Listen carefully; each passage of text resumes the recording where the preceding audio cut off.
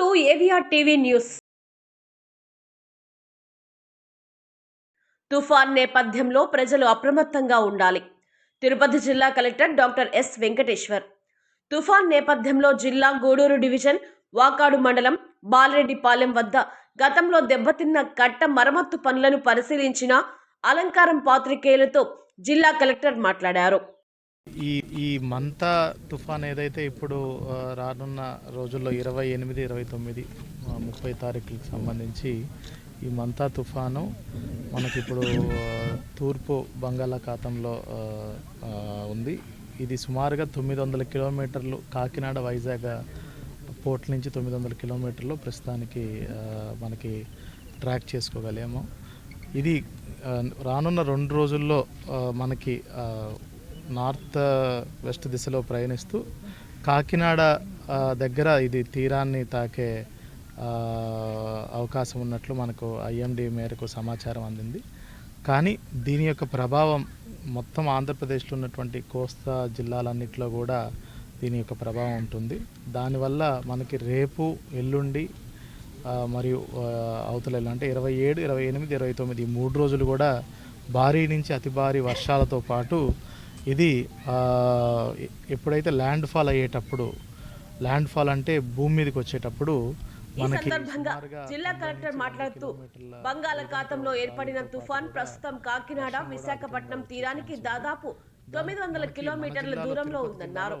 ఈ తుఫాన్ రానున్న 2 రోజులలో ఉత్తర పశ్చిమ దిశగా కదిలి కాకినాడ సమీప తీరాన్ని తాకే అవకాశం ఉందని భారత వాతావరణ శాఖ ఐఎండీ తెలిపిందన్నారు.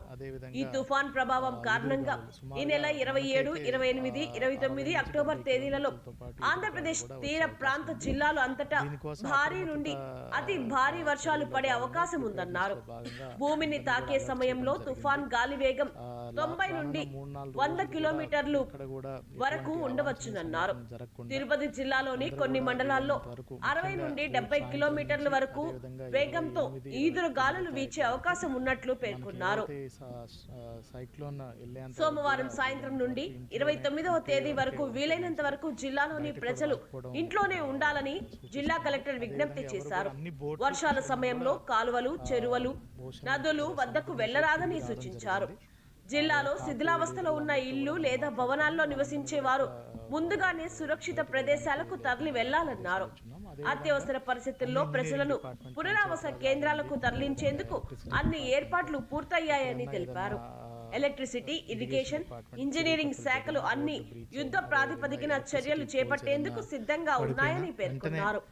తుఫాన్ కారణంగా ఎక్కడైనా చెట్లు, విద్యుత్ తీగలు లేదా ఇళ్లపై నష్టం జరిగితే వెంటనే కంట్రోల్ రూమ్ కు సమాచారం ఇవ్వాలన్నారు.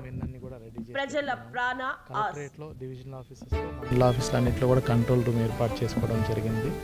అందరూ కూడా జిల్లా వ్యాప్తంగా కూడా మనకి ఎక్కడ స్వర్ణముఖి అమ్మటి కానీ మిగతా రివర్స్ అమ్మటి కానీ ఎవరు కూడా వెళ్ళకుండా, ఎందుకంటే మొన్న కూడా చూసినట్టయితే తిరుపతిలో ఒక 4 పిల్లలు ఈతకెళ్ళి ప్రమాదవశాత్తు మరణించడం జరిగింది.